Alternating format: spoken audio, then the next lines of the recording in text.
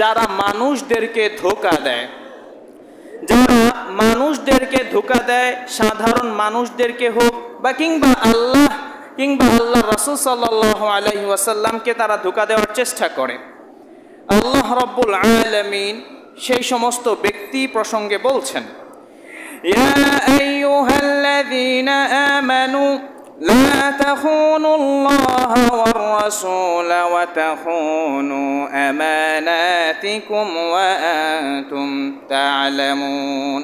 হে ঈমানদারেরা, তোমরা মনে করো না তোমরা আল্লাহ রাব্বুল আলামিনকে তোমরা ধোঁকা দিচ্ছ কিংবা আল্লাহর নবীকে তোমরা ধোঁকা দিচ্ছ। তোমরা যদি এটা মনে করো তাহলে তোমরা তোমাদের নিজেদেরকেই ধোঁকা দিচ্ছ।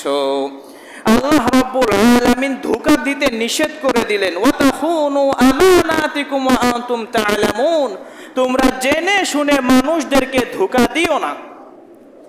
বর্তমানে যদি আমরা দেখি, একটু লক্ষ্য করি, পর্যবেক্ষণ করি মানুষদেরকে কিভাবে ধোঁকা দেওয়া হয়। প্রতিটা সেক্টরে, প্রতিটা ক্ষেত্রে মানুষরা এমন ধোঁকার শিকার হচ্ছে। ধরে নিন কেউ বিদেশ যাবে, তো বিদেশে যাওয়ার জন্য সে টাকা দিয়েছে, যার কাছে টাকা দিয়েছে সে টাকা নিয়ে ভেগে গিয়েছে, তাকে ধোঁকা দিয়ে দিল। কিংবা আপনি কারো কাছে টাকা ঋণ দিয়েছেন, সে টাকা নিয়ে ভেগে গেল, আপনাকে ধোঁকা দিল। কিংবা আরও কেউ ব্যবসা বাণিজ্য করছে, ব্যবসা বাণিজ্য করতে গিয়ে দেখা গেল ভালো মালের সাথে নষ্ট মাল মিশ্রণ করে বিক্রি করে দিল। এই যে প্রতিটা ক্ষেত্রে একটু একটু করে ধোঁকা দেওয়া, সব ওই সমস্ত ধোঁকা যারা দেবে তাদের সম্পর্কে আল্লাহ রাসূল সাল্লাল্লাহু আলাইহি ওয়াসাল্লাম বলছেন, যেমনটি হাদিসে এসেছে, আন আবি হুরায়রা রাদিয়াল্লাহু আনহু আন্না রাসূলুল্লাহ সাল্লাল্লাহু আলাইহি ওয়াসাল্লাম মাররা আলা সুবরাতিন মিনাত তাআম।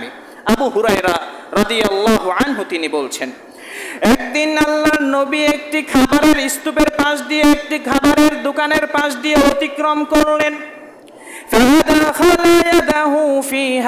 আল্লাহর নবী সেই খাবারের স্তূপের ভিতরে হাত প্রবেশ করালেন।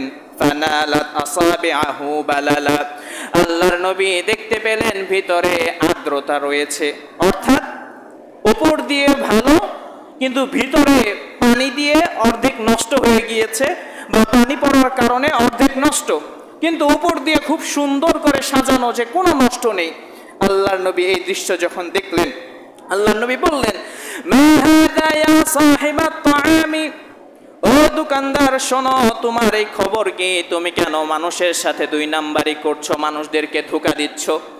সেই সাহাবী বলল, আসাবাত হুসামা ইয়া রাসূলুল্লাহ, হে আল্লাহর নবী, বৃষ্টি হয়েছিল, বৃষ্টি হয়ে যাওয়ার কারণে আমার দোকানের মালামালগুলো ভিজে গিয়েছে, তাই আমি ভিজা মালামালগুলো শুকনো মালামাল দিয়ে আমি ঢেকে দিয়েছি যাতে করে মানুষ বুঝতে না পারে।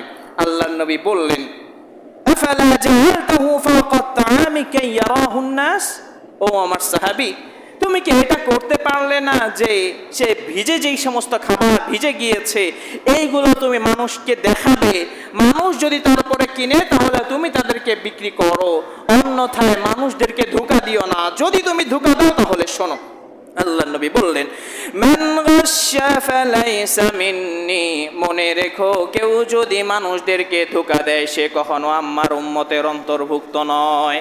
তাহলে এটা বোঝা গেল যারা মানুষদেরকে ধোঁকা দেয়, মানুষদের টাকা মেরে দেয় ধোঁকা দিয়ে, সেই ধোঁকাটা হতে পারে ব্যবসা বাণিজ্যে হোক কিংবা যে কোনো পন্থায় হোক।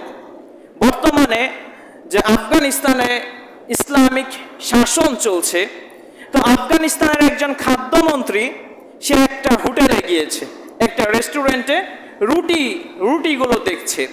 তো 5-6টা রুটি নিয়ে একটা মেশিনের উপর বা ওজন মাপার যন্ত্রের উপর রাখলো।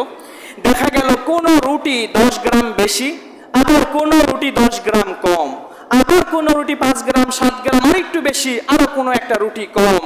তখন সেই খাদ্যমন্ত্রী বলে দিলেন, এটার নাম হলো ধোঁকা।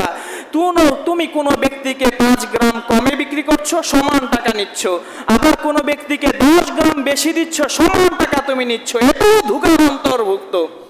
তখন সেই খাদ্যমন্ত্রী বলে দিলেন যে তোমরা যখন এই সমস্ত রুটিগুলো বানাবে, বানানোর আগে মেপে নাও কত গ্রাম তোমরা মেপে দিচ্ছ, যাতে করে কোনো মানুষ কম পেলো কোনো মানুষ বেশি পেলো এমন যেন না হয়। যারা ব্যবসা